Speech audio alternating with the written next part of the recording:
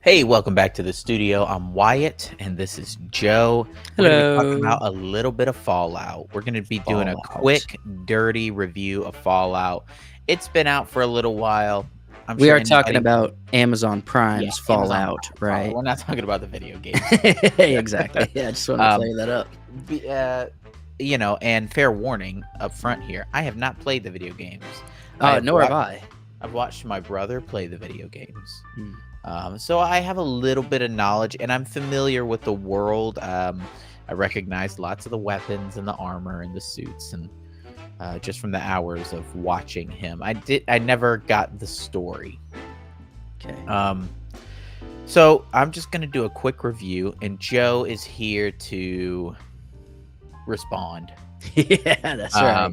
Um, Full disclosure. So, Wyatt, you watched the whole thing. yeah. I watched the first 2 episodes, and I have my own thoughts, but this is primarily your video here. So I'm gonna chime in when necessary. If Okay. you say something crazy, I'll chime in.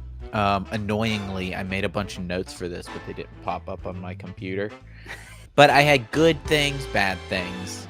I don't know how I want to do it. I was thinking of maybe like going back and forth between the two, but I think I should probably just start with the good and end with the bad. Okay. Good stuff. I think everybody knows Walton Goggins. Mm. Walton Goggins is one of those actors I think that has sort of been unappreciated in the past. And when he landed this role, I think people were interested. Right. This role as the Ghoul. Mm-hmm. And I forget his name in the past when he played the actor, the cowboy. Plays Cooper. Cooper, yeah. And the reason that I just watched Interstellar this weekend, so Coopers were getting mixed up in my head. Excellent character, really well written character. I liked him in the past. I liked him in the future. I liked that he was not it was an anti-hero. Mm-hmm. He's not like so completely evil that you hate him, but he's not good. Mm-hmm. Definitely not a good guy. Definitely not a good guy. And that's cool. I like that they didn't make the main character Lucy a Mary Sue. Mm. She's good at some things, not so good at other things. She's clearly a small woman, so she's not going to be able to, do. She's not doing hand-to-hand combat with someone. She does a little bit later on. It's whatever. It's a good female character as opposed she's a good to female an character. unbelievable. She doesn't. It never really feels like unbelievable when when she's doing things, and she gets hurt a lot. She gets captured a lot, and she doesn't know what to do in a lot of situations, which is fine, which is good. Obviously I wasn't expecting this, but the CG in this show is really great. Yeah, I didn't have any problem with it. You saw the Gulper, right? The Gulper, I think I did. I don't know things by name, so big pink fish thing. No, I don't. That must have been in episode 3. Yeah, but I mean, even the power suits, I thought the CG looked pretty good. Yeah. Overall, throughout the show, there was never really a point where I looked at it and was like, "Eh." Mm-hmm. Boo. Don't like it. Right. With Maximus's character with those armored suits, I thought it was all pretty cool. Yeah. Yeah, everything looked really good. And the fights were cool. And sort of made sense. So yeah, so those are sort of some of the big things. The set dressings were pretty good, especially in the past. There were some issues with the sets of, like, obviously you can't. The whole show is supposed to feel radioactive. It's supposed to feel like apocalypse, right? Yeah. You can't really do that unless you're going full CG everything. It's really tough. And I liked that they used a lot of practical sets, a lot of real locations, obviously. I do want to say that the opening to this story was super interesting with the dropping of the bombs, and Cooper's character before everything was really honestly very sobering, kind of. I mean, it Oh, was yeah, really really great. haunting a little bit. It didn't have the vibe of feeling haunting, but just the Mhm. nature of what happens with his kid, and when the bomb drops, he's like, oh, just something's on fire in the city, and then it's the mushroom cloud starts. Yeah. It was all It was very haunting. haunting. Yeah, and in that scene specifically, and a lot of the scenes in the past and in the future, there's big attention to detail. One of the characters later on mentions everything's going to be products in the future. Everything is products, and that really made me remember when I was watching my brother play the games. Everything was a product. Everything was a Mister Nuke blow up gun, or a Nuka-Cola, or a something, right? Right, Everything was a right. product, and it was that hyper capitalism of the 1950s, Hmm. on steroids. Is Right. kind of what the world is, and they did a really good job with that. And then it's a dumb thing maybe, but all the dog stuff was really good, just because what a well-trained dog.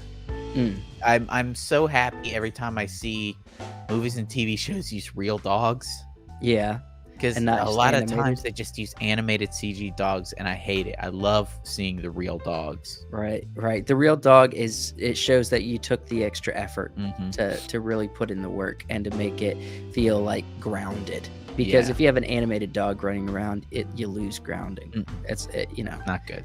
it's the difference between seeing the giant dire wolves in Game of Thrones and Yeah. when they're pups, at the Right. beginning of season 1, right? Right.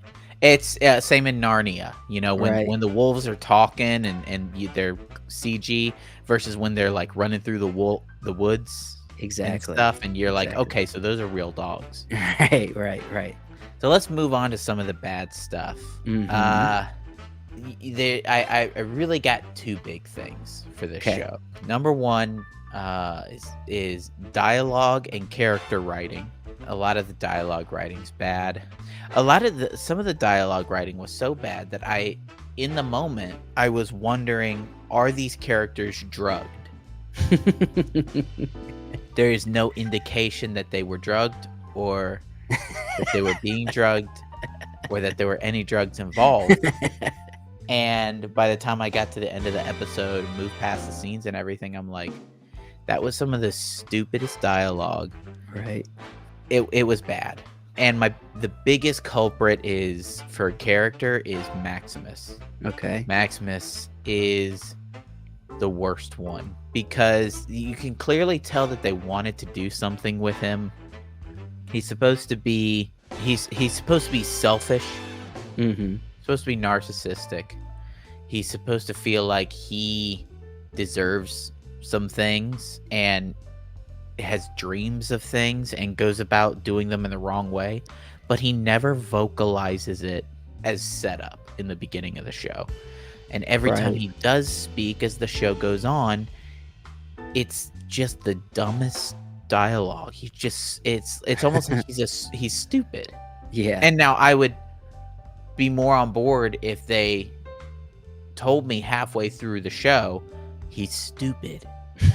He's just an idiot. But they don't. They want you to take the character seriously. So when we get into some of the dialogue where he's supposed to be being funny, which he delivers well, the actor delivers the dialogue well, it's not funny because I don't understand his character. Sure. Yeah. In the first couple episodes where they do all the setup for him, I am thoroughly confused because he's introduced, like he's kind of like the underdog. I'm like, are Yeah. they taking this person to, do something amazing down the road, and he Exactly. has to become this bigger than himself, or he has to become bigger than his own dreams and ideas of himself Right. in order to achieve. But then he just does really kind of dark, selfish things throughout it, and I'm kind of confused. Right. And there's a lot of that stuff that makes sense, like him taking the power armor for himself and the way he Sure. goes about that. And you could have written that scene so much better, with even just a little bit of establishment of who Maximus is, what his motivations are, and what his goals are. And then you could have written that scene so much better, with even just a little bit of establishment of who Maximus is, what his motivations are, and what his goals are. And then you could have written that scene so much better with even just a little bit of establishment of who Maximus is, what his wants and desires are, basic character writing, and then that moment where he makes the decision to take the armor for himself. Yeah, It I can't makes tell. sense for his character. Well, I can't tell if that was good character development or bad character development, because it is revealing his own intentions when he takes the armor to Right. basically say to one guy who he doesn't have respect for, "You don't deserve the armor. I have Exactly. all of this I have all of this respect from my childhood for this position, and you're not living up to it, and That I can should do all be better." that should all be easy to understand, but it's not easy to understand. The decisions that he makes all should be easy to understand. None of them are, because they don't establish what his motivations are. Yeah, he's kinda just a floating character who does Uh-huh. things. That's what it Yeah. feels like. And so since we don't understand, all we know is that he wants to be a knight. Uh-huh. That's pretty easy to pick up on. But there's no other motivations for his character. It's not till like towards the end of the show where there are some motivations. The other big complaint for me is the story. The luck in the story. Too much luck. Way too much luck. Lucy runs into the MacGuffin, Uh-huh. right? Scientist MacGuffin man and the Yes. dog and Yes. dog meat. Dog meat is his name Right. in the game. And then runs into him again Mhm. in Philly. Yes. Moldaver, the villain from the beginning who breaks into the vault. Clearly the vault is near Philly. Right. And she's paid multiple people to pick this guy up. But she was right there, Sure. right? Yeah. She was right there. And then, okay, so a little bit of spoilers here. Moldaver's supposed to be sort of a misunderstood protagonist at Uh-huh. the end. And the things that she's doing is for the good of people, Okay. which is fine. That's an understandable, like, story decision and character decision. She cared for Lucy's mother, Rose, and she cared for Rose's children, Lucy and her brother. But she breaks into the vault to steal Lucy's father, and in the process kills a bunch of people and has one of her men pose as a guy to be Lucy's husband, who then attempts to kill her. How is that like looking after the progeny of your friend? Not at all. Right? Not at all. It made no sense. It made sense of Moldaver as a villain, but not Moldaver at the end, who's not a villain. Right. Didn't make any sense. And then was kind of almost like she expected to see Lucy at the end. It's like, I mean, you wouldn't have expected anything if that dude had succeeded. So, reaching the end from perspective of you having completed it, I've gotten a lot of word online Mm. that it starts off relatively enjoyable, which is kind of how it felt, and then it just tapers off to kind Well, of nothingness towards Let the me end. let me say this. I've looked at a lot of stuff. Some people are saying that. Some people say it gets more enjoyable as the show goes on. Hmm.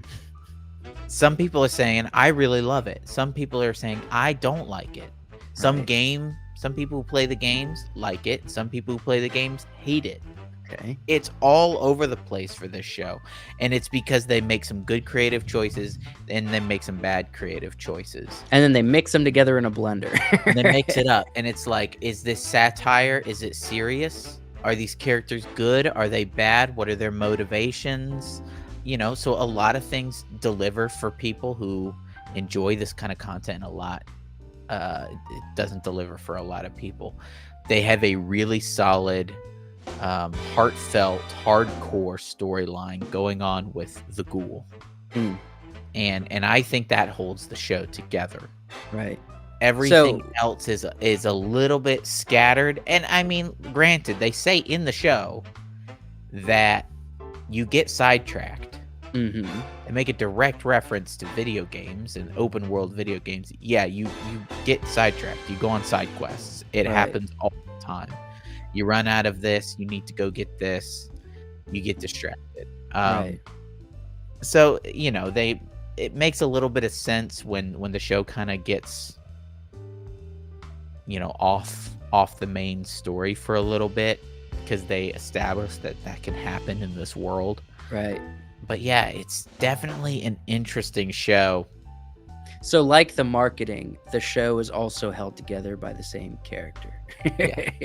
Yeah, Red Skull, Deadpool. Right, exactly. But with an interesting casting choice of Walton Goggins. Now, I'll say this: I loved him in Righteous Gemstones.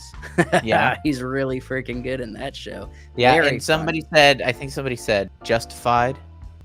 He's good. Probably. I'm sure, like, I've seen him in other stuff. He's always good. Yeah. But he's weirdly underappreciated. Yeah, weirdly underappreciated. Maybe this character will kind of lift him up into appreciation that he deserves.